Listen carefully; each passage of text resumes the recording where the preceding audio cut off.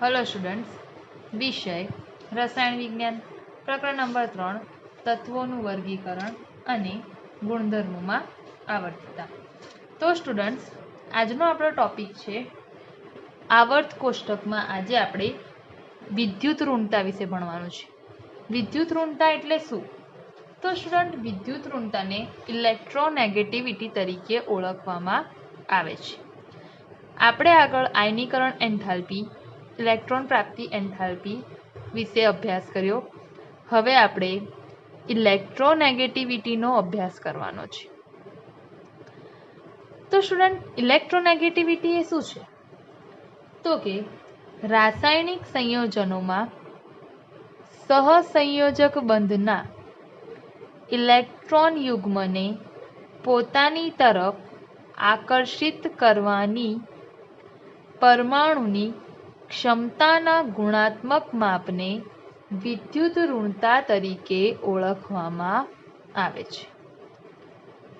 તો જો સ્ટુડન્ટ, શું કીધું કે વિદ્યુત ઋણતા જે છે ને એમાં સહસંયોજક બંધના ઇલેક્ટ્રોન યુગ્મને પોતાની તરફ આકર્ષવાની પરમાણુની ક્ષમતા, સહસંયોજક બંધના આવો શબ્દ વાપર્યો છે।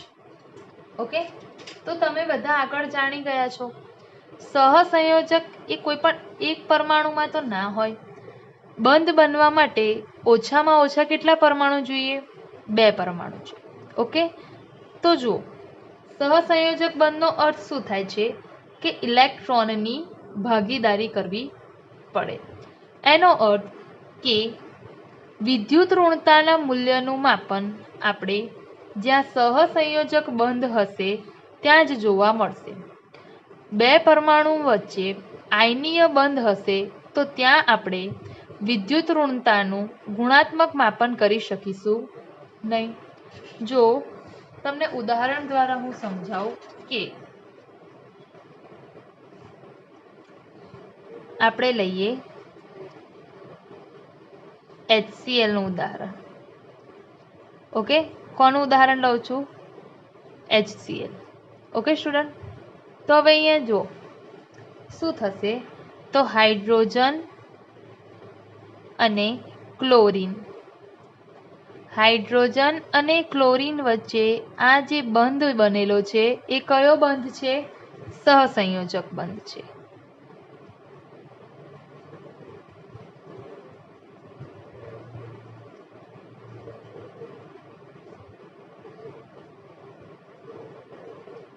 કયો બંધ છે સ્ટુડન્ટ? આ સહસંયોજક બંધ છે। હવે સહસંયોજક બંધમાં શું થાય છે તો કે ઇલેક્ટ્રોનની ભાગીદારી થાય છે। ઓકે, શું થાય છે સ્ટુડન્ટ? તો કે સહસંયોજક બંધમાં ઇલેક્ટ્રોનની ભાગીદારી કરવામાં આવે છે। હવે આ ભાગીદારીના બંને ઇલેક્ટ્રોનને ક્લોરીન જે છે એ પોતાની તરફ વધારે આકર્ષે છે। હાઇડ્રોજનનો પરમાણુ ક્રમાંક 1, તો આ છે હાઇડ્રોજનનો ઇલેક્ટ્રોન। ક્લોરીનનો પરમાણુ ક્રમાંક કેટલો છે સ્ટુડન્ટ? 17। ઓકે, પણ એની છેલ્લી કક્ષામાં કુલ કેટલા ઇલેક્ટ્રોન હોય છે? 7। તો 2, 2 4, 2 6 ને 1 7। હવે હાઇડ્રોજન અને ક્લોરીન એ પોતાની અષ્ટક રચના પૂર્ણ કરવા માટે, ઓકે, એમની છેલ્લી કક્ષામાં અષ્ટક રચના પૂર્ણ કરવા માટે શું કરે છે? એક એક ઇલેક્ટ્રોનની ભાગીદારી કરે છે। આ એક એક ઇલેક્ટ્રોનની ભાગીદારી કરે। ઓકે, તો જો હાઇડ્રોજનની ઇલેક્ટ્રોન રચના જે છે એમાં શું થશે? 1s1 ઇલેક્ટ્રોન રચના છે। હવે s કક્ષકની સંપૂર્ણ ભરાયેલી ક્યારે કહેવાય? કે જ્યારે તેમાં 2 ઇલેક્ટ્રોન હોય। તો હવે હાઇડ્રોજનના 2 ઇલેક્ટ્રોન થઈ જશે જો ભાગીદારી કરશે તો। ક્લોરીનની અષ્ટક રચના ક્યારે પૂર્ણ કહેવાય? કે જ્યારે 8 ઇલેક્ટ્રોન હોય। તો 2, 2 4, 2 6, આ 1 7 અને હાઇડ્રોજનના 1 ઇલેક્ટ્રોનની ભાગીદારી કરે એટલે 8।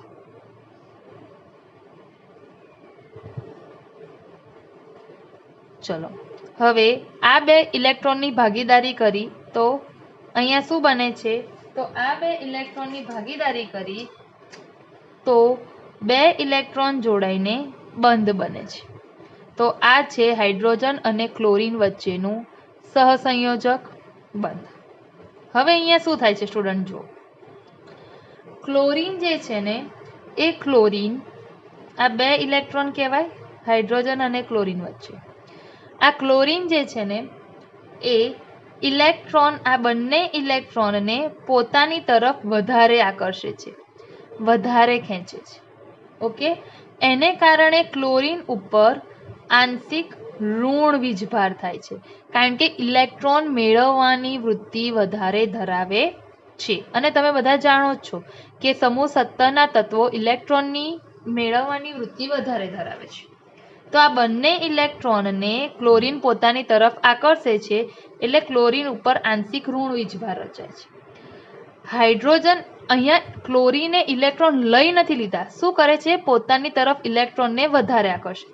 ઓકે, તો ધારો કે અહીંયા વચ્ચે હોય તો શું થઈ જાય કે આ બંને ઇલેક્ટ્રોન ક્લોરીનની વધારે નજીક જતા રહે.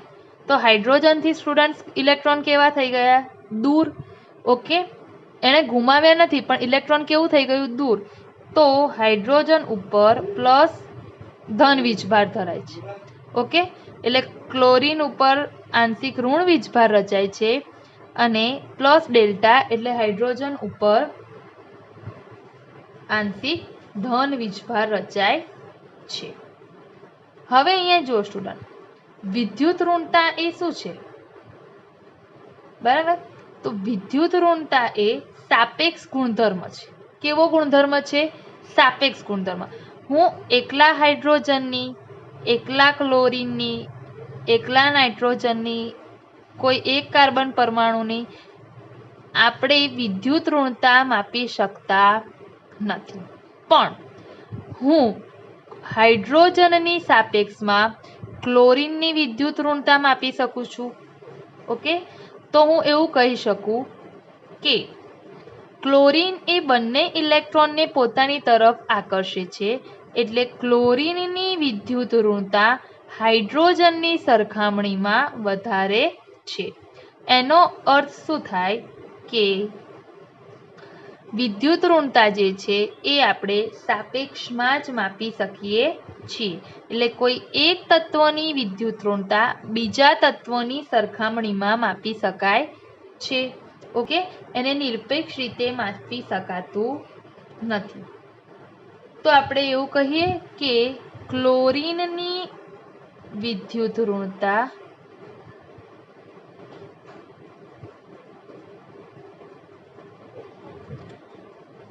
હાઇડ્રોજન કરતા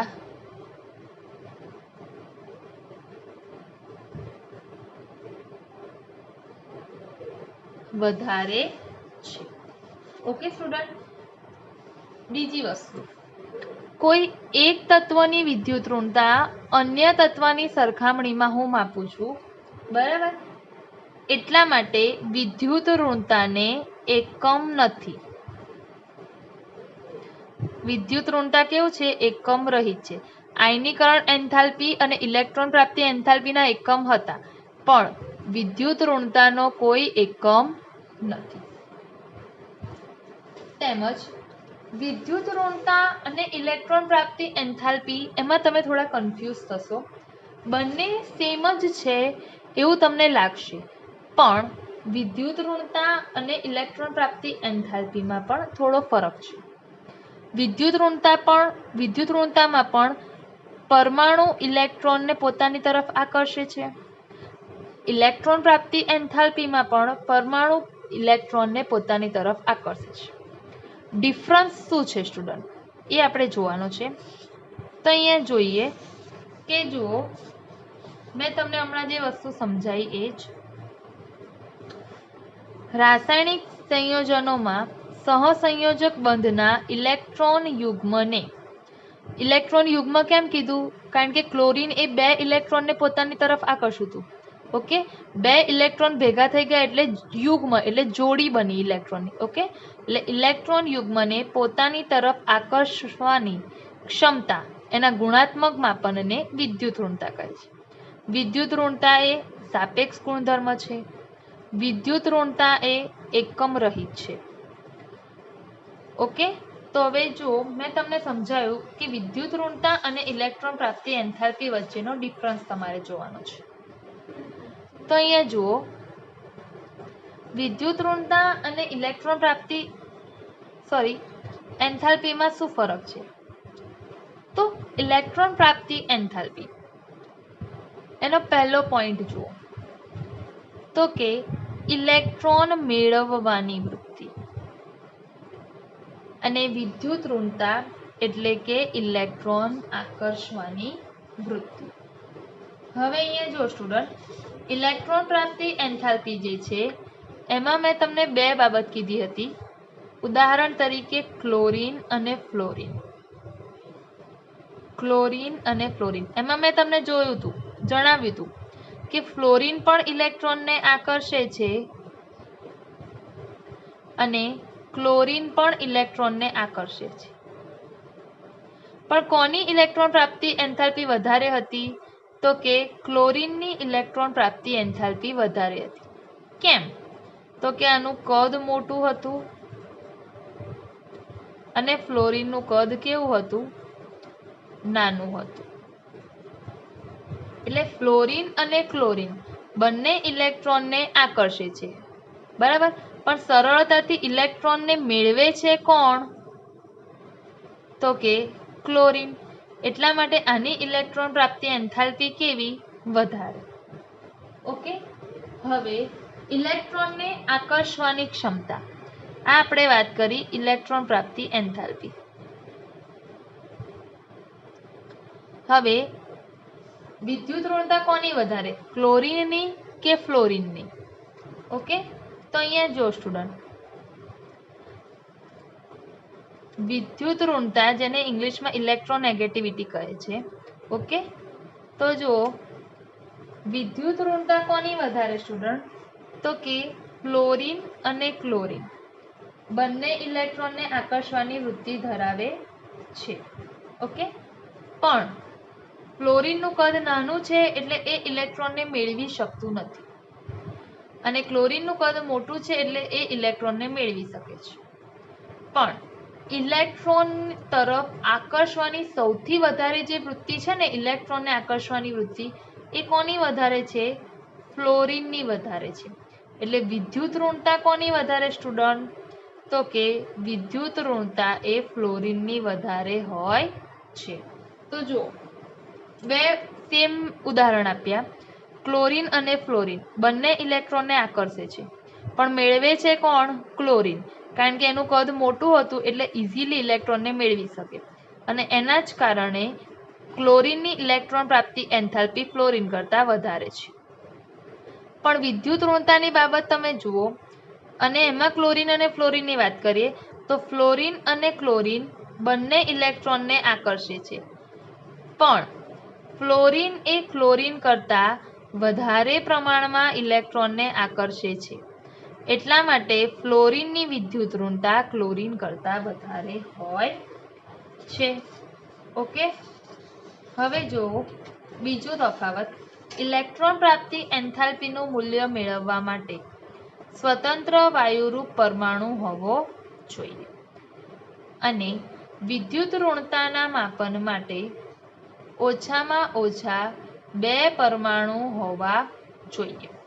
તો જુઓ સ્ટુડન્ટ, મેં તમને કીધું હતું ઇલેક્ટ્રોન પ્રાપ્તિ એન્થાલ્પી વખતે કે પરમાણુ કેવો હોવો જોઈએ સ્ટુડન્ટ? તો કે જે પરમાણુ હોય છે એ પરમાણુ સ્વતંત્ર હોવો જોઈએ. ઓકે, કારણ કે સ્વતંત્ર પરમાણુ હોય તો આપણે એનું મૂલ્ય સારી રીતે માપી શકીએ, બરાબર. પરમાણુ સ્વતંત્ર હોવો જોઈએ. બીજું, વાયુ અવસ્થામાં હોવો જોઈએ, કારણ કે વાયુરૂપ અવસ્થામાં જ પરમાણુ એકબીજાથી કેવા હોય છે? દૂર હોય છે. ઓકે સ્ટુડન્ટ, જ્યારે આપણે બીજી વસ્તુ વિદ્યુત ઋણતાની વાત કરો, ઇલેક્ટ્રોનેગેટિવિટીની, અને તમે ઇલેક્ટ્રોન પ્રાપ્તિ એન્થાલ્પી આ રીતે લખી શકો છો. ઇલેક્ટ્રોનેગેટિવિટીની વાત કરો એટલે કે વિદ્યુત ઋણતા, એમાં વ્યાખ્યામાં શું કીધું કે સહસંયોજક બંધ હોવો જોઈએ અને સહસંયોજક બંધ હોવો જોઈએ એનો અર્થ કે પરમાણુ સ્વતંત્ર નથી. એનો મતલબ કે પરમાણુ સ્વતંત્ર નથી અને પરમાણુ સ્વતંત્ર નથી અને સહસંયોજક બંધ હોવો જોઈએ એટલે વિદ્યુત ઋણતા માપવા માટે ઓછામાં ઓછા 2 પરમાણુ હોવા જોઈએ. કેટલા પરમાણુ હોવા જોઈએ? 2 પરમાણુ હોવા જોઈએ તો જ તમે વિદ્યુત ઋણતા માપી શકો છો. કારણ કે મેં તમને હમણાં જ કીધું, હું એકલા હાઇડ્રોજનની, ક્લોરીનની, કાર્બન, નાઇટ્રોજન આ બધા તત્વોની વિદ્યુત ઋણતા માપી શકતી નથી. કારણ કે મારે કોઈકની સાપેક્ષમાં, કોઈકની સરખામણી કરીને વિદ્યુત ઋણતા માપી શકાય. ક્લોરીનની વિદ્યુત ઋણતા હાઇડ્રોજનની સરખામણીમાં વધારે છે. હાઇડ્રોજનની વિદ્યુત ઋણતા ક્લોરીનની સરખામણીમાં ઓછી છે. ઓછામાં ઓછા 2 પરમાણુ તો હોવા જ જોઈએ. ત્રીજો તફાવત, ઇલેક્ટ્રોન પ્રાપ્તિ એન્થાલ્પીનું મૂલ્ય ઇલેક્ટ્રોવોલ્ટ પર એટમ અથવા કિલોજૂલ પ્રતિ મોલ એકમમાં દર્શાવાય છે. જ્યારે ઇલેક્ટ્રોનેગેટિવિટી એટલે કે વિદ્યુત ઋણતાનું મૂલ્ય નિરપેક્ષ રીતે માપી શકાતું નથી.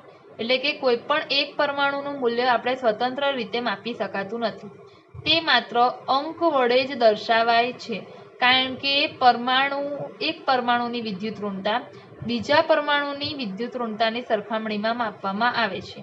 એટલા માટે તે એકમ રહિત હોય છે. ચોથો પોઈન્ટ છે, આવર્તમાં તેનું મૂલ્ય નિયમિત રીતે બદલાયું નથી. ઓકે, એટલે કે આવર્તમાં જે ઇલેક્ટ્રોન પ્રાપ્તિ એન્થાલ્પીનું મૂલ્ય હોય છે એ નિયમિત રીતે બદલાતું નથી. જ્યારે વિદ્યુત ઋણતાનું મૂલ્ય એ નિયમિત રીતે બદલાય છે. હું તમને એક કોષ્ટક બતાવીશ, બુકમાં આપેલો છે. એ કોષ્ટકને જોઈને તમને લાગશે કે નિયમિત રીતે કેવી રીતે બદલાય છે.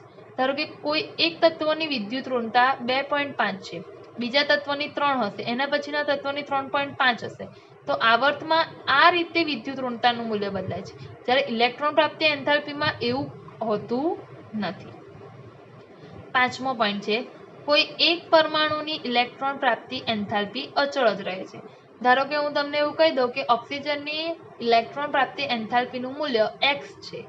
તો તમે કોઈ પણ રાસાયણિક પ્રક્રિયા કરો એમાં ઇલેક્ટ્રોન પ્રાપ્તિ એન્થાલ્પીનું મૂલ્ય એ જ રહેશે. ઓકે, પણ વિદ્યુત ઋણતાનું મૂલ્ય અચળ રહેતું નથી. કેવી રીતે? તો કે ક્લોરીનની વિદ્યુત ઋણતા એ હાઇડ્રોજનની સરખામણીમાં વધારે છે. ક્લોરીનની જે વિદ્યુત ઋણતા છે એ મેં તમને હમણાં કીધું કે ક્લોરીનની વિદ્યુત ઋણતા હાઇડ્રોજનની સરખામણીમાં વધારે, પણ ક્લોરીનની વિદ્યુત ઋણતા ફ્લોરીનની સરખામણીમાં ઓછી. એટલે વિદ્યુત ઋણતાનું મૂલ્ય એ શું કરે છે? બદલાય છે. ઓકે, એટલે કે ઇલેક્ટ્રોનેગેટિવિટીનું મૂલ્ય અચળ રહેતું નથી. તે સંકરણ અને ઓક્સિડેશન સ્થિતિ ઉપર આધાર રાખે છે. તો સ્ટુડન્ટ, ઇલેક્ટ્રોન પ્રાપ્તિ એન્થાલ્પી અને વિદ્યુત ઋણતા એટલે કે ઇલેક્ટ્રોનેગેટિવિટીમાં આ કેટલાક તફાવતો છે. ત્યાર પછી છે વિદ્યુત ઋણતાનો ધાતુ અને અધાતુ સાથેના સંબંધની ચર્ચા કરો. વિદ્યુત ઋણતાનું ધાતુ તત્વ સાથે અધાતુ તત્વ સાથે શું સંબંધ છે? સ્ટુડન્ટ, મેં તમને પહેલા જ કીધું હતું, એસ વિભાગના જે તત્વો હોય છે એ એસ વિભાગના બધા જ તત્વો કેવા છે? ધાતુ તત્વો છે. ડી વિભાગના બધા જ તત્વો કેવા છે? ધાતુ તત્વો છે. પી વિભાગના તત્વોમાં અધાતુ તત્વો, ધાતુ તત્વો, ઓકે, અને અર્ધધાતુ તત્વો તમને જોવા મળે છે. હવે અહીંયા જુઓ સ્ટુડન્ટ, વિદ્યુત ઋણતા અને ધાતુ તત્વ અને અધાતુ તત્વ વચ્ચેનો શું સંબંધ છે? તો કે વિશેષ પ્રકારનો સંબંધ છે. અધાતુ તત્વો, પી વિભાગના તત્વોમાં વધારે પ્રમાણમાં અધાતુ તત્વો જોવા મળે છે. તો અધાતુ તત્વોમાં તમને શું જોવા મળે? તો સ્ટુડન્ટ, મેં તમને એક વસ્તુ કીધી હતી પહેલા, ધાતુ તત્વો જે હોય છે ને એસ વિભાગના તત્વો છે. ઓકે, એની છેલ્લી કક્ષામાં 1 ઇલેક્ટ્રોન હશે કાં તો 2 ઇલેક્ટ્રોન હશે. એનો અર્થ કે 1 ઇલેક્ટ્રોન અને 2 ઇલેક્ટ્રોન હોય તો તે ગુમાવવાનો સ્વભાવ ધરાવશે. ઓકે, એટલે ઇલેક્ટ્રોન દૂર કરવાનું વિચારશે ધાતુ તત્વો. એટલે આપણે એવું કહી શકીએ કે ધાતુ તત્વો ઇલેક્ટ્રોન ગુમાવે છે. અધાતુ તત્વો જે છે એમની છેલ્લી કક્ષા જે છે એમાં ધારો કે તમે હેલોજન સમૂહની વાત કરીએ તો ફ્લોરિન, ક્લોરિન, બ્રોમિન છે એમની છેલ્લી કક્ષામાં 7 ઇલેક્ટ્રોન હશે. અહીંયા છેલ્લી કક્ષામાં 6 ઇલેક્ટ્રોન હશે. તો જો છેલ્લી કક્ષામાં 6, 7, 5 એવા ઇલેક્ટ્રોન હોય તો આ તત્વો સરળતાથી ઇલેક્ટ્રોન ગુમાવી શકશે નહીં. તો અહીં અષ્ટક રચના પૂર્ણ કરવા માટે આ બધા તત્વો ઇલેક્ટ્રોન મેળવવાની વૃત્તિ ધરાવશે. એટલે એવું કહી શકું કે અધાતુ તત્વો જે છે અધાતુ તત્વો ઇલેક્ટ્રોન મેળવવાની વૃત્તિ ધરાવે છે. ઓકે, તો આવર્તમાં ડાબી બાજુથી જમણી બાજુ તરફ જઈએ તો શું થશે? તો કે ધાતુ તત્વથી અધાતુ તત્વ તરફ જઈએ છીએ. એસ વિભાગના તત્વો ધાતુ તત્વો, ડી વિભાગના તત્વો ધાતુ તત્વો, અને ડાબી બાજુથી જમણી બાજુ જેમ જેમ હું જઉં તેમ અર્ધ ધાતુ તત્વો અને અધાતુ તત્વો આવે છે.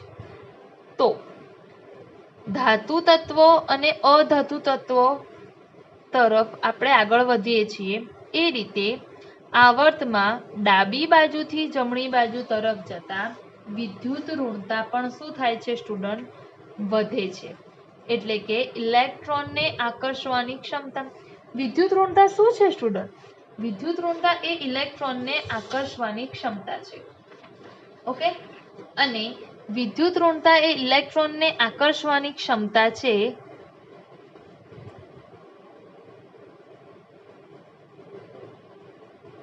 બરાબર છે સહસંયોજક બંધમાં. તો ઇલેક્ટ્રોનને આકર્ષવું એટલે કે એક રીતે ઇલેક્ટ્રોનને મેળવવું. તો ઇલેક્ટ્રોનને મેળવે કોણ? મેં હમણાં જ કીધું અધાતુ તત્વો એ ઇલેક્ટ્રોન મેળવવાની વૃત્તિ ધરાવે છે અને ધાતુ તત્વો ઇલેક્ટ્રોન ગુમાવવાની.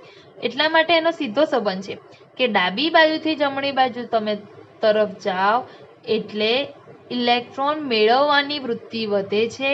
એટલે કે અધાત્વીય ગુણધર્મ વધે છે અને ઇલેક્ટ્રોન મેળવવાની વૃત્તિ વધે એટલે ઇલેક્ટ્રોન આકર્ષવાની વૃત્તિ વધે છે એવું કહેવાય. અને એના જ કારણે ડાબી બાજુથી જમણી બાજુ તરફ આપણે તેમ જઈએ તેમ વિદ્યુત ઋણતાનું મૂલ્ય વધે છે. ઓકે, અને સમૂહમાં ઉપરથી નીચે તરફ જઈએ. તમે જાણો છો કે ઉપરથી નીચે તરફ જતા શું થાય છે? તો કે આપણે ઉપરથી નીચે તરફ જઈએ તો ધાત્વીય ગુણધર્મ વધે છે. હાઇડ્રોજન અધાતુ તત્વ છે અને નીચે તરફ જાઓ તો સોડિયમ, પોટેશિયમ આ બધા ધાતુ તત્વો છે. એટલે સમૂહમાં ઉપરથી નીચે તરફ જાઓ તો ધાત્વીય ગુણધર્મ વધે છે, અથવા તો ઊંધું બોલું તો અધાત્વીય ગુણધર્મ ઘટે છે. અધાત્વીય ગુણધર્મ જો સમૂહમાં ઉપરથી નીચે તરફ ઘટે એનો અર્થ વિદ્યુત ઋણતા પણ ઘટે. કારણ કે અધાત્વીય ગુણધર્મ ઘટે એટલે ઇલેક્ટ્રોન મેળવવાની વૃત્તિ ઓછી થઈ કહેવાય. ઇલેક્ટ્રોન મેળવવાની વૃત્તિ ઓછી થઈ એટલે ઇલેક્ટ્રોન આકર્ષવાની વૃત્તિ ઓછી થઈ એવું કહેવાય. બરાબર છે. એટલા માટે સ્ટુડન્ટ સમૂહમાં ઉપરથી નીચે તરફ જઈએ તેમ વિદ્યુત ઋણતામાં ઘટાડો થાય છે. તો આ રીતે સ્ટુડન્ટ વિદ્યુત ઋણતાનો ધાતુ તત્વ અને અધાતુ તત્વો સાથે પણ સીધો સંબંધ રહેલો છે. વિદ્યુત ઋણતાને આયનીકરણ એન્થાલ્પી અને ઇલેક્ટ્રોન પ્રાપ્તિ એન્થાલ્પીની જેમ માપી શકાતી નથી. ઓકે, તત્વની વિદ્યુત ઋણતાના માપન માટે ઘણા સંખ્યાદર્શક માપક્રમ વિકસેલા છે. તે પૈકીનો એક માપક્રમ છે પાઉલિંગનો માપક્રમ, અને વ્યાપક રીતે આપણે પાઉલિંગના માપક્રમની જ ઉપયોગ કરીએ છીએ. પાઉલિંગનો માપક્રમ શું છે?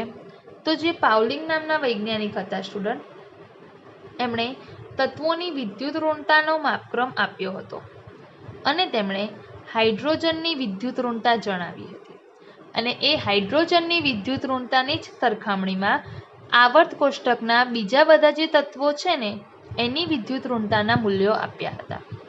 અને તે સમયે પાઉલિંગે જ્યારે વિદ્યુત ઋણતાનો માપક્રમ જે છે એ માપ્યું ત્યારે તેમણે ફ્લોરિનને ઇલેક્ટ્રોન આકર્ષવાની ક્ષમતા સૌથી વધારે છે એવું જણાવ્યું. એટલે કે ઇલેક્ટ્રોન આકર્ષવાની સૌથી વધુ ક્ષમતાવાળું તત્વ ફ્લોરિનને તેમને ગણાવ્યું. અને તેના આધારે તેમને ફ્લોરિનની વિદ્યુત ઋણતાનું મૂલ્ય 4 સૂચવ્યું હતું.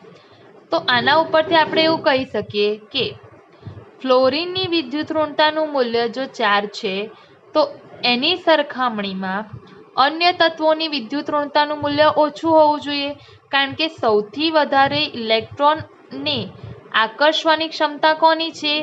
ફ્લોરિનની છે, અને એની વિદ્યુત ઋણતાનું મૂલ્ય કેટલું છે? 4 છે. તો આવર્તના અન્ય તત્વોને વિદ્યુત ઋણતા કેવી હોવી જોઈએ? ઓછી. ઓકે, તો જુઓ, આવર્તમાં ડાબી બાજુથી જમણી બાજુ તરફ જઈએ તો તમે બધા જાણો છો કે પરમાણ્વીય ત્રિજ્યામાં ઘટાડો થાય છે. કેવી રીતે પરમાણ્વીય ત્રિજ્યા ઘટે છે એ બધું આપણે આગળ સમજી ગયા. આથી બાહ્યતમ કક્ષાના ઇલેક્ટ્રોન ઉપર કેન્દ્રનું આકર્ષણ શું થઈ જાય છે? વધે છે. એને કારણે જ પરમાણ્વીય ત્રિજ્યા કેવી હોય છે? ઓછી હોય છે. તો આથી વિદ્યુત ઋણતા વધે છે. એટલે એવું કહી શકું કે પરમાણ્વીય ત્રિજ્યા અને વિદ્યુત ઋણતા જે છે એમની વચ્ચે વિરુદ્ધ સંબંધ છે. જ્યાં પરમાણ્વીય ત્રિજ્યા ઘટે છે ત્યાં વિદ્યુત ઋણતાનું મૂલ્ય શું થાય છે? વધે છે. અને સમૂહમાં ઉપરથી નીચે તરફ જઈએ તેમ તમે બધા જાણો છો કે મુખ્ય ક્વોન્ટમ આંક એટલે કક્ષા વધે છે. એના કારણે કેન્દ્રનું ઇલેક્ટ્રોન ઉપર આકર્ષણ કેવું થઈ જાય છે? ઓછું. એટલે સમૂહમાં આપણે ઉપરથી નીચે તરફ જઈએ તેમ પરમાણ્વીય ત્રિજ્યામાં શું થાય છે? વધારો થાય છે. અને પરમાણ્વીય ત્રિજ્યામાં વધારો થાય છે એટલે વિદ્યુત ઋણતાનું મૂલ્ય શું થાય છે? ઘટે છે. બરાબર છે. કારણ શું? તો કે ઇલેક્ટ્રોનને આકર્ષવાની ક્ષમતા કેવી થતી જાય છે? ઓછી થતી જાય છે. કારણ કે કેન્દ્ર જો એની બાહ્યતમ કક્ષામાં રહેલા ઇલેક્ટ્રોનને ના આકર્ષી શકતું હોય તો અન્ય ઇલેક્ટ્રોનને તો એ આકર્ષી જ નહીં શકે. ઓકે, તો જુઓ, હું તમને બુકમાં આપેલું છે એ બતાવું. વિદ્યુત ઋણતાના મૂલ્યો આપેલા છે આપણી ટેક્સ્ટ બુકમાં.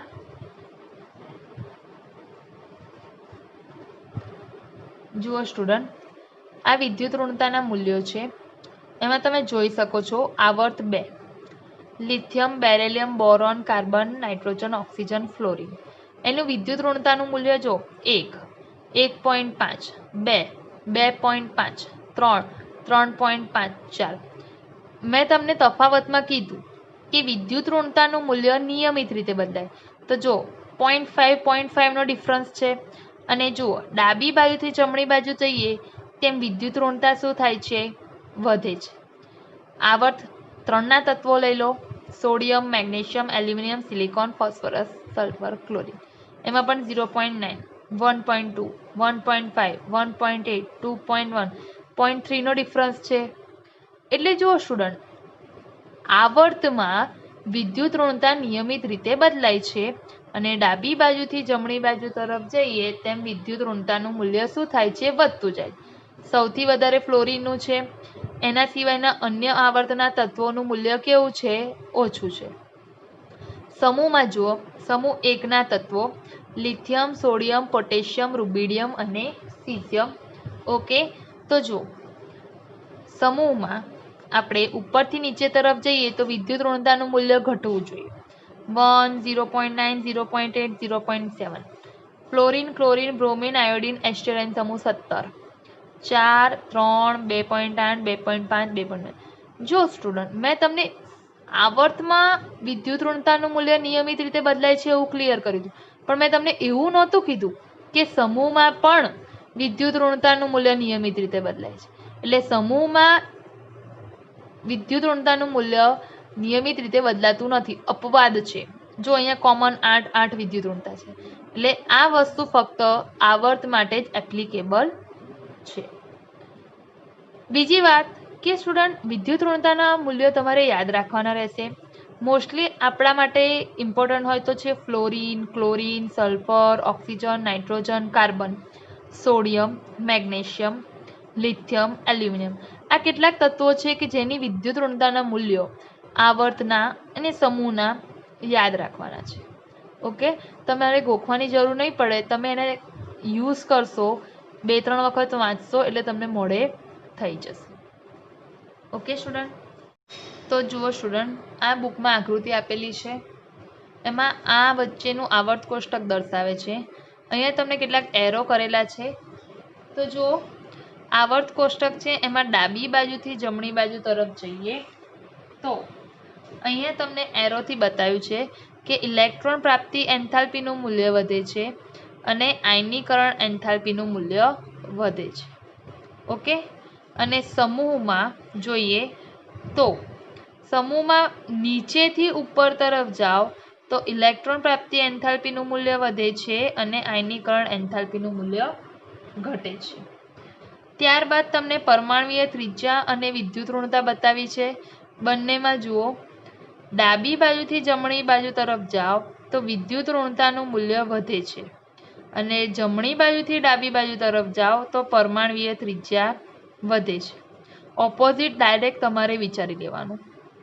એ જ રીતે સમૂહમાં નીચેથી ઉપર જાઓ તો વિદ્યુત ઋણતા વધે છે, તો ઉપરથી નીચે શું થતી હશે? ઘટતી હશે. પરમાણુય ત્રિજ્યામાં જુઓ, ઉપરથી નીચે તરફ જઈએ પરમાણુય ત્રિજ્યા વધે છે, તો નીચેથી ઉપરમાં પરમાણુય ત્રિજ્યા શું થતી હશે? ઘટતી હશે. તેમજ તમને અહીંયા વિકર્ણ એટલે કે ક્રોસમાં તીર માર્યા છે. તો જો તમે જાણો છો કે અધાત્વીય ગુણધર્મો ડાબી બાજુથી જમણી બાજુ તરફ વધે છે, જ્યારે જમણીથી ડાબી તરફ ક્રોસમાં ધાત્વીય ગુણધર્મો ઘટે છે. તો આ આપણે જે ઘણી બાબતો શીખ્યા એને એમણે ટૂંકમાં સમજાવવાનો પ્રયત્ન કર્યો છે આકૃતિ દ્વારા. તો સ્ટુડન્ટ્સ, હવે આપણે તત્વની ઓક્સિડેશન અવસ્થા એટલે શું અને તેના ઉદાહરણ વિશે સમજવાનું છે. તો સ્ટુડન્ટ, ઓક્સિડેશન અવસ્થા એ આવર્તી વલણ છે અને એનું આવર્તી વલણ આ પ્રમાણે મેં બતાવું છું. દરેકે દરેક સમૂહને બતાવવાનો પ્રયત્ન કર્યો છે. જો એમાં આપણે સમૂહ 1, 2 એસ વિભાગના અને 13 થી 18 પી વિભાગના સમૂહ બતાવ્યા છે. ત્યારબાદ બાહ્યતમ કક્ષામાં રહેલા ઇલેક્ટ્રોનની સામાન્ય ઇલેક્ટ્રોન રચના બતાવી છે, તેમજ સંયોજકતા ઇલેક્ટ્રોનની સંખ્યા કેટલી છે અને આ તત્વોની ઓક્સિડેશન અવસ્થા શું છે એ સમજાવવાનો પ્રયત્ન કર્યો છે. તો સ્ટુડન્ટ, તત્વોની સંયોજકતા ઇલેક્ટ્રોનની સંખ્યા અને ઓક્સિડેશન અવસ્થા એટલે કે ઓક્સિડેશન સ્થિતિ એમાં કંઈક તફાવતો છે. હવે એમાં તમે જુઓ, સૌથી પહેલા આપણે જોઈએ ઓક્સિડેશન આંખમાં. તો કે જુઓ, ઓક્સિડેશન અવસ્થા એ અણુમાં રહેલા પરમાણુ પરના વીજભારને ઓક્સિડેશન આંક કહેવામાં આવે છે. ઓકે, એટલે કે અણુમાં રહેલા જે પરમાણુઓ હોય છે એ પરમાણુ પરના વીજભારને આપણે ઓક્સિડેશન આંક કહીએ છીએ. જેમ કે તટસ્થ જે પરમાણુ હોય ને સ્ટુડન્ટ, એ તટસ્થ પરમાણુ એની ઉપર કોઈ પણ પ્રકારનો વીજભાર હોતો નથી. ઉદાહરણ તરીકે જો હું વાત કરું કોઈ પણ તટસ્થ પરમાણુની, તો આપણે ઉદાહરણ તરીકે લઈએ કે કોઈ તત્વ છે ક્લોરીન. કોઈ તત્વ છે ક્લોરીન. ક્લોરીન એ કેવો પરમાણુ છે? તટસ્થ. હવે તટસ્થ પરમાણુની સરખામણીમાં વાત કરીએ તો કે ક્લોરીન ઇલેક્ટ્રોન ગુમાવે અને ક્લોરીન ઇલેક્ટ્રોન મેળવે. તો જ્યારે આ તટસ્થ પરમાણુ ઇલેક્ટ્રોન ગુમાવે તે સમયે તેની ઓક્સિડેશન અવસ્થા, ઓકે, અને ઇલેક્ટ્રોન મેળવે તે સમયે તેની ઓક્સિડેશન અવસ્થા. ઓકે, એના વિશે આપણે સમજવાનું છે. એટલે કે તટસ્થ પરમાણુની સાપેક્ષે મેળવાતા કે ગુમાવાતા હોય એમ બંને પ્રકારે ઇલેક્ટ્રોનની સંખ્યા છે અને આ બાબતને અહીંયા સમજાવવાનો પ્રયત્ન કરવામાં આવ્યો છે. એસ વિભાગના તત્વોનો ઓક્સિડેશન આંક +1. તો એસ વિભાગમાં જે સમૂહ 1 છે એ સમૂહ 1ના તત્વોની સામાન્ય ઇલેક્ટ્રોન રચના NS1 અને એમનો ઓક્સિડેશન આંક +1, જેને આપણે આલ્કલી ધાતુ તરીકે પણ ઓળખીએ છીએ. અને એસ વિભાગના તત્વોમાં સમૂહ 2, જેને આપણે આલ્કલાઇન અર્ધ ધાતુ તરીકે ઓળખીએ છીએ, તેનો ઓક્સિડેશન આંક +2 હોય છે. પી વિભાગના તત્વો જે છે એ પી વિભાગના તત્વોને ધન ઓક્સિડેશન આંક ઉપરાંત ઋણ ઓક્સિડેશન આંક ધરાવે છે. હવે તમને સ્ટુડન્ટ થશે કેવી રીતે, તો એ જ આપણે સમજવાનું છે કે પી વિભાગના તત્વો ધન ઓક્સિડેશન આંકની સાથે ઋણ ઓક્સિડેશન આંક ધરાવે છે. તો જો પી વિભાગના તત્વોમાં કયા સમૂહ આવશે? 14, 15, 16, 17 અને 18 અને 13. તો જો સમૂહ 14 ના તત્વોનો ઓક્સિડેશન આંક -4 -2 +2 +4 એટલે ધન ઓક્સિડેશન આંક પણ ધરાવે છે અને ઋણ ઓક્સિડેશન આંક પણ ધરાવે છે. તમે અહીંયા જોઈ શકો છો કે પી વિભાગના જે સમૂહો છે તેમાં ધન ઓક્સિડેશન આંક અને ઋણ ઓક્સિડેશન આંક બંને જોવા મળે છે. ડી વિભાગના જે તત્વો છે એ ડી વિભાગના તત્વો એક કરતા વધારે ઓક્સિડેશન આંક ધરાવે છે. ઉદાહરણ તરીકે તમે લો સ્ટુડન્ટ, સ્કેન્ડિયમ થી ઝિંક સુધીના તત્વો લઈએ. ડી વિભાગના તત્વોમાં સ્કેન્ડિયમનો પરમાણુ ક્રમાંક 21 અને ઝિંકનો પરમાણુ ક્રમાંક 30. તો સ્કેન્ડિયમ થી ઝિંક સુધીના જે તત્વો છે તેમની વચ્ચે રહેલો એક મેંગેનીઝ તત્વ છે જેનો પરમાણુ ક્રમાંક છે 25. તો મેંગેનીઝ જે તત્વ છે એ મેંગેનીઝ તત્વની ઓક્સિડેશન અવસ્થા +2 થી +7 ધરાવે છે. મેંગેનીઝ તત્વોની ઓક્સિડેશન અવસ્થા એ +2 થી +7 ધરાવે છે. ઓકે, તો હવે આપણે આ ઓક્સિડેશન અવસ્થામાં જોઈએ. તો જો કોઈ આપણે ઓક્સિડેશન અવસ્થામાં જોઈએ એની કમ્પેરિઝન સંયોજકતા સાથે કરો. તો જો કોઈ એક તત્વની બીજા તત્વ સાથે જોડાવાની ક્ષમતા એને સંયોજકતા કહેવાય છે. તો સ્ટુડન્ટ, ઇલેક્ટ્રોન મેળવીને જોડાવે કોઈ એક તત્વ કે ઇલેક્ટ્રોન ગુમાવીને જોડાય, બરાબર છે? તો એને જે ઇલેક્ટ્રોન મેળવે અથવા તો ઇલેક્ટ્રોન ગુમાવે તે સંખ્યાને શું કહેવામાં આવે છે? સંયોજકતા કહેવામાં આવે છે. સંયોજકતા એ શું છે? તો કે બાહ્યતમ કક્ષામાં રહેલા ઇલેક્ટ્રોનની સંખ્યા ઉપર આધારિત હોય છે. સંયોજકતા જે છે ને એ બાહ્યતમ કક્ષાના ઇલેક્ટ્રોન ઉપર આધારિત હોય છે. કેવી રીતે? જુઓ સ્ટુડન્ટ, અહીંયા તમને બતાવું કે સમૂહ 1 ના તત્વો બાહ્યતમ કક્ષાની ઇલેક્ટ્રોન રચના 1 એટલે સંયોજકતા ઇલેક્ટ્રોનની સંખ્યા કેટલી થઈ? 1 થઈ. તો એની સંયોજકતા કેટલી થશે? 1. પણ અહીંયા જુઓ સ્ટુડન્ટ, સમૂહ 14 ના તત્વો છે, ઓકે, અને સમૂહ 15 ના તત્વો છે. સમૂહ 15 ના તત્વોમાં બાહ્યતમ કક્ષાની ઇલેક્ટ્રોન રચના છે NH2 Np3. ઓકે, તો તેની સંયોજકતા ઇલેક્ટ્રોનની સંખ્યા કેટલી થઈ? તો 3 ને 2 5. તો હવે એની સંયોજકતા 2 થશે. શું થશે? તો 2 પ્રકારની. કઈ કઈ? તો કે 15મા સમૂહના જે તત્વો છે તેની સંયોજકતા શું થશે? તો 15મા સમૂહના તત્વોની સંયોજકતા થશે -3.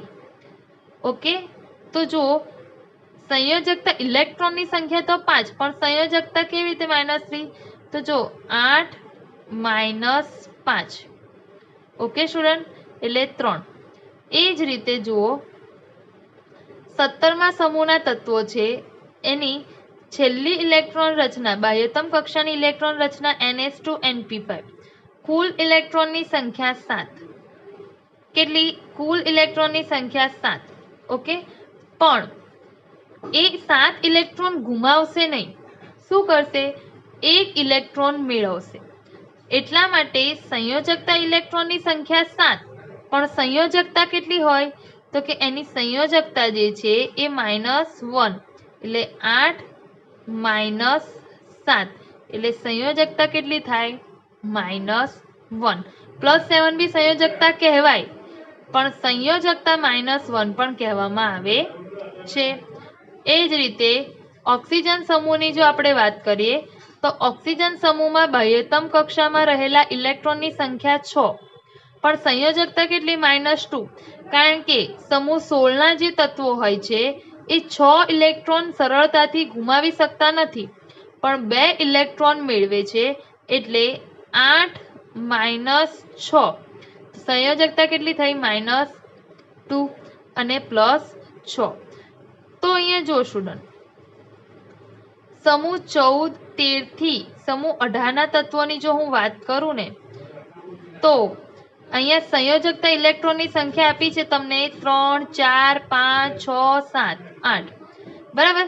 પરંતુ 4 ઇલેક્ટ્રોન થી વધારે જ્યારે બાહ્યતમ કક્ષામાં ઇલેક્ટ્રોન હોય ને, એટલે કે 5, 6, 7, ત્યારે 15, 16 અને 17 માં સમૂહના તત્વો એ ઇલેક્ટ્રોન ગુમાવવા કરતા ઇલેક્ટ્રોન મેળવવાની વૃત્તિ વધારે ધરાવે છે, અને એના જ કારણે એમની સંયોજકતા ઇલેક્ટ્રોનની સંખ્યા ભલે 5, 6 અને 7 હોય, પણ એની સંયોજકતા કેટલી હોય? -3, -2 અને -1 હોય છે. સમૂહના તત્વો જે છે એ સમૂહના તત્વોના પરમાણુઓની સંયોજકતા અચળ રહે છે. કેવી રીતે? તો કે જો સમૂહમાં રહેલા બધા તત્વો છે એની બાહ્યતમ કક્ષા n બદલાય છે, ઓકે, પરંતુ બાહ્યતમ કક્ષામાં રહેલા જે ઇલેક્ટ્રોન હોય છે ને એ બદલાતા નથી. ત્યાર પછી છે હાઇડ્રોજન માપક્રમને આધારે S અને P વિભાગના તત્વો માટે આવર્તમાં સંયોજકતા 1 થી 4 સુધી વધે છે, ત્યારબાદ 4 થી 0 સુધી ઘટે છે. એ તમને મેં હમણાં જ સમજાવ્યું સ્ટુડન્ટ, કે જુઓ સમૂહ 1 થી જે છે બરાબર, એમાં જુઓ +1 +2 ઇલેક્ટ્રોન છે, જ્યારે સમૂહ 14 થી તમે જોશો +4 +5 +6 +7 આ સમૂહ છે, એમાં સંયોજકતા ઇલેક્ટ્રોન આ રહેલી છે. ઓકે સ્ટુડન્ટ, હવે અહીંયા શું કહે છે કે +1 થી 4 સુધી વધે છે, તો સમૂહ 1 ના તત્વોની ઓક્સિડેશન અવસ્થા માત્ર +1, સમૂહ 2 ના તત્વોની ઓક્સિડેશન અવસ્થા માત્ર +2, સમૂહ 13 ના સમૂહની ઓક્સિડેશન અવસ્થા +3 અને +1. 14 માં તમે જુઓ -4 -2 +2 +4. ઓકે સ્ટુડન્ટ, એટલે ક્રમશઃ શું થાય છે? વધી રહી છે.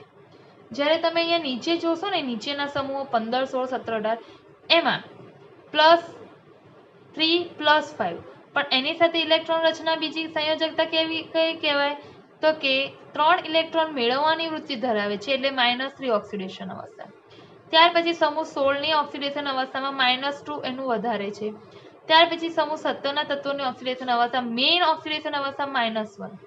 ઓકે, એટલે S વિભાગના તત્વો અને P વિભાગના તત્વો માટે સંયોજકતા 1 થી 4 સુધી વધે, અને જ્યારે સંયોજકતા 1 થી 4 સુધી વધે અને જ્યારે 4 થી વધારે સંયોજકતા ઇલેક્ટ્રોનની સંખ્યા થઈ જાય, એટલે કે 5, 6 અને 7, ત્યારે ઓક્સિડેશન અવસ્થા શું થાય છે? ઘટે છે. શું થાય છે? -3 -2 -1. અને છેલ્લો જે સમૂહ, જેને 18મો સમૂહ અથવા નિષ્ક્રિય વાયુનો સમૂહ અથવા શૂન્ય વાયુનો સમૂહ કહીએ, જેની અષ્ટક રચના પૂર્ણ છે. અષ્ટક રચના એટલે કે બાહ્યતમ કક્ષામાં 8 ઇલેક્ટ્રોન ભરેલા હોય, NH2 NP6, સંયોજકતા ઇલેક્ટ્રોનની સંખ્યા 8, જે ઇલેક્ટ્રોન મેળવતું પણ નથી અને ગુમાવતું પણ નથી. ઓકે, એટલે એની ઓક્સિડેશન સ્થિતિ કેટલી લખી છે? 0. એટલે +1 થી +4 સુધી ઓક્સિડેશન અવસ્થા વધે છે, જ્યારે સંયોજકતા ઇલેક્ટ્રોનની સંખ્યા 1 થી 4 હોય. જ્યારે સંયોજકતા ઇલેક્ટ્રોનની સંખ્યા 4 થી વધે, ત્યારે ઓક્સિડેશન આંક શું થઈ જાય છે? ઘટતો જાય છે. ઓકે સ્ટુડન્ટ, હવે અહીંયા જુઓ તમે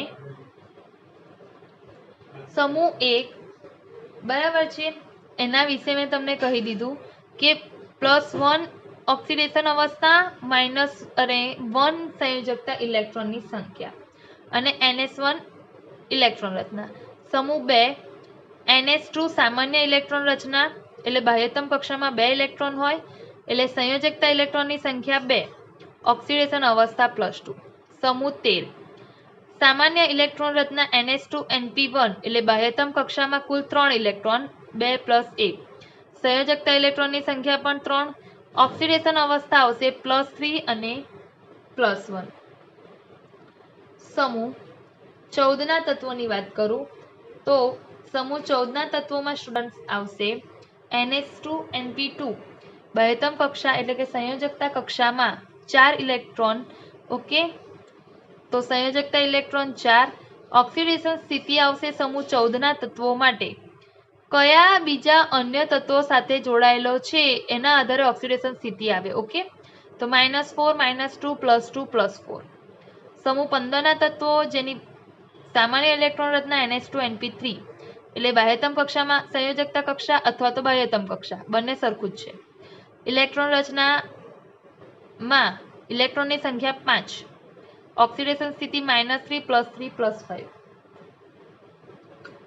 એ જ રીતે જો આપણે વાત કરીએ તો સમૂહ 16 ના તત્વો સંયોજકતા ઇલેક્ટ્રોનની સંખ્યા 6 -2 +2 +4 +6. સમૂહ 17 ના તત્વોની વાત કરીએ સંયોજકતા ઇલેક્ટ્રોનની સંખ્યા 7. ઓક્સિડેશન સ્થિતિ -1 +1 +3 +5 +7. સમૂહ 18 ના તત્વોની વાત કરીએ NH2 સંયોજકતા ઇલેક્ટ્રોનની સંખ્યા 8. ઓક્સિડેશન સ્થિતિ 0 +2 +4 +6 +8. સમૂહ 18 ના જે તત્વો છે ને સ્ટુડન્ટ એમ તો એ ઇલેક્ટ્રોનની ભાગીદારી નથી કરતા, ઇલેક્ટ્રોન ગુમાવતા નથી, ઇલેક્ટ્રોન મેળવતા નથી. પણ સમૂહ 18 ના તત્વોમાં રહેલો એક તત્વ છે ઝેનોન. એ જે ઝેનોન તત્વ છે એ ઓક્સિજન અને ફ્લોરિન સાથે કેટલાક સંયોજનો બનાવે છે અને એ ઓક્સિજન અને ફ્લોરિન સાથે જે સંયોજનો બનાવે છે જેનો અભ્યાસ આપણે ધોરણ 12 માં કરીશું. ઓકે, તો જો નિષ્ક્રિય વાયુનો સમૂહ 18, 17મા સમૂહને જે 17મો સમૂહ હોય ને સ્ટુડન્ટ અને હેલોજન સમૂહ કહેવાય. 16માને ચાલ્કોજન સમૂહ, 15માને નાઇટ્રોજન સમૂહ, 14માને કાર્બન સમૂહ, 13માને બોરોન સમૂહ તરીકે ઓળખવામાં આવે છે. ઓકે સ્ટુડન્ટ્સ, હવે અહીંયા જુઓ સ્ટુડન્ટ્સ કે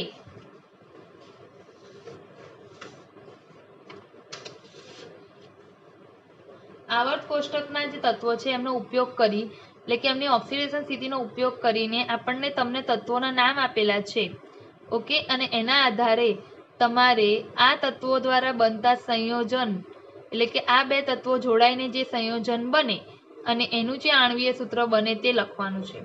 નાના ધોરણમાં તમે એના વિશે ભણી ગયા છો. ફરીથી સિલિકોન અને બ્રોમિન. ઓકે, તો સિલિકોન જે છે આ સિલિકોન આવર્ત કોષ્ટકમાં 14મા સમૂહનું તત્વ છે. કયા સમૂહનું તત્વ છે? 14મા સમૂહનું. બ્રોમિન એ 17મા સમૂહનું તત્વ છે.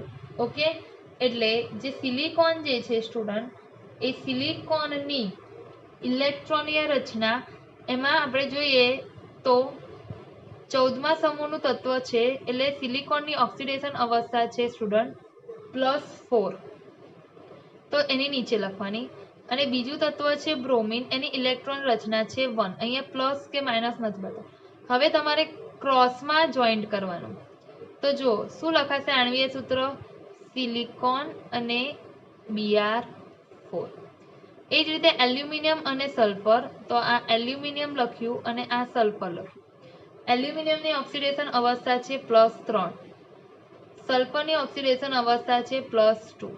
હવે એને આપણે ક્રોસમાં જોઈન કરીશું તો તમને આણ્વીય સૂત્ર મળશે Al2S3. ઓકે સ્ટુડન્ટ, બીજી એક ખાસ વાત કે આવર્તના બંને છેડે રહેલા તત્વો એટલે S વિભાગના તત્વો અને P વિભાગના તત્વો ઓક્સિજન સાથે સરળતાથી પ્રક્રિયા કરી ઓક્સાઇડ બનાવે છે. એટલે S વિભાગના તત્વો અને P વિભાગના તત્વો ઓક્સિજન સાથે પ્રક્રિયા કરીને ઓક્સાઇડ બનાવે છે. એમાં ડાબી બાજુના જે તત્વો છે એ ઓક્સાઇડ સાથે પ્રક્રિયા કરે તો બેઝિક ઓક્સાઇડ બનાવે છે. ઉદાહરણ તરીકે સોડિયમ ઓક્સાઇડ. જ્યારે જમણી બાજુના તત્વો એટલે P વિભાગના તત્વો જ્યારે ઓક્સિજન સાથે જોડાઈને ઓક્સાઇડ બનાવે છે તો એસિડિક ઓક્સાઇડ બનાવે છે. Okay, Cl2O7. મધ્યમાં રહેલા તત્વો એ એમના ઓક્સાઇડ ઉભયધર્મી હોય છે. Al2O3, AS2O3 અથવા તો તટસ્થ oxide, carbon monoxide, nitric oxide. Okay, તો જો શું કહેવા માંગે છે સ્ટુડન્ટ? ડાબી બાજુના તત્વો એટલે S વિભાગના તત્વો જે ઇલેક્ટ્રોન ગુમાવે છે અને ઇલેક્ટ્રોન ગુમાવે છે એટલે કે બેઝિક હોય છે, એટલે એના ઓક્સાઇડ પણ કેવા હોય છે? બેઝ. જમણી બાજુના તત્વો પી વિભાગના તત્વો જે ઇલેક્ટ્રોન મેળવવાની વૃત્તિ ધરાવે છે, ઓકે, એટલે એમના ઓક્સાઇડ કેવા હોય છે? એસિડિક હોય છે. મધ્યમાં રહેલા તત્વો એટલે ડી વિભાગના તત્વો, એ તત્વો ઇલેક્ટ્રોન ગુમાવી પણ શકે છે અને ઇલેક્ટ્રોન મેળવી પણ શકે છે. એટલો અર્થ કે તે એસિડિક અને બેઝિક બંને પ્રકારના ઓક્સાઇડ બનાવી શકે છે, એટલા માટે તેને ઉભયધર્મી ઓક્સાઇડ બનાવે છે તેમ કહ્યું. તટસ્થ કે જે ઇલેક્ટ્રોન ગુમાવતું પણ નથી અને મેળવતું પણ નથી, એ તટસ્થ ઓક્સાઇડ છે. Carbon monoxide, nitric oxide. Okay student. કોયડો 3.10 પાણી સાથેની રાસાયણિક પ્રક્રિયા દર્શાવે છે કે સોડિયમ ઓક્સાઇડ એ બેઝિક ઓક્સાઇડ છે અને Cl2O7 ડાયક્લોરો હેપ્ટોક્સાઇડ એસિડિક ઓક્સાઇડ છે. હવે તમને ખબર પડશે કે બેઝિક અને કોઈ પણ ધાતુ તત્વના એક ટૂંકમાં યાદ રાખવાનું, ધાતુ તત્વના ઓક્સાઇડ બેઝિક ઓક્સાઇડ હોય અને અધાતુ તત્વના ઓક્સાઇડ એસિડિક, કારણ કે ધાતુ તત્વો એટલે એસ વિભાગના તત્વો એટલે એમના ઓક્સાઇડ બેઝિક હોય, અધાતુ તત્વો એટલે પી વિભાગના તત્વો એટલે એમના ઓક્સાઇડ એસિડિક હોય. તો જુઓ, પાણી સાથેની જો હું તમને રાસાયણિક પ્રક્રિયા બતાવું તો સોડિયમ ઓક્સાઇડ જે છે એ બેઝિક ઓક્સાઇડ છે એવું મારે તમને સમજાવવાનું છે. તો સોડિયમ ઓક્સાઇડની આપણે પાણી સાથે પ્રક્રિયા કરીએ, પાણી એટલે કે H2O, તો આ છે સોડિયમ ઓક્સાઇડ, એની પાણી સાથેની પ્રક્રિયા એટલે H2O. તો તમને કઈ શું મળશે? નિપજ sodium hydroxide, 2 mole sodium hydroxide. Okay, sodium hydroxide એ શું છે? બેઝ છે, એનો અર્થ કે સોડિયમ ઓક્સાઇડ એ બેઝિક ઓક્સાઇડ છે. Cl2O7 ડાયક્લોરોહેપ્ટોક્સાઇડ, એની પાણી સાથે પ્રક્રિયા કરું તો એસિડ બનવો જોઈએ. ઓકે, તો બને છે 2 મોલ પરક્લોરિક એસિડ HClO4. ઓકે, એનો અર્થ કે ડાયક્લોરોહેપ્ટોક્સાઇડ જે ઓક્સાઇડ છે એ કેવો? એસિડિક ઓક્સાઇડ છે, કારણ કે એની પાણી સાથે પ્રક્રિયા કરવાથી પરક્લોરિક એસિડ બને છે. અને સોડિયમ ઓક્સાઇડ પાણી સાથે પ્રક્રિયા કરે તો સોડિયમ હાઇડ્રોક્સાઇડ બનાવે છે. તો સોડિયમ હાઇડ્રોક્સાઇડ એ શું છે? બેઝ છે અને પરક્લોરિક એસિડ. ઓકે, એટલે આ બેઝિક ઓક્સાઇડ અને આ એસિડિક ઓક્સાઇડ છે. તો સ્ટુડન્ટ, આજે આપણે ચેપ્ટર 3 તમારું અહીંયા પૂર્ણ થાય છે. ઓકે.